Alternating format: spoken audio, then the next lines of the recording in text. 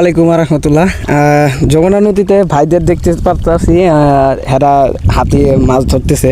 ভাই মাছ কি পাওয়া যায়?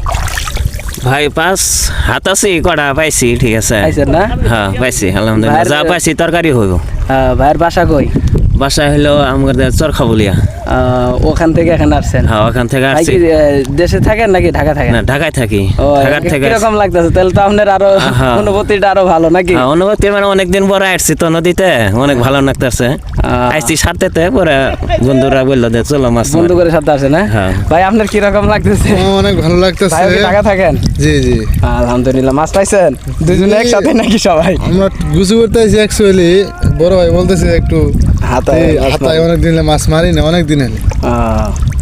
ঠিক আছে ভাই, ধন্যবাদ।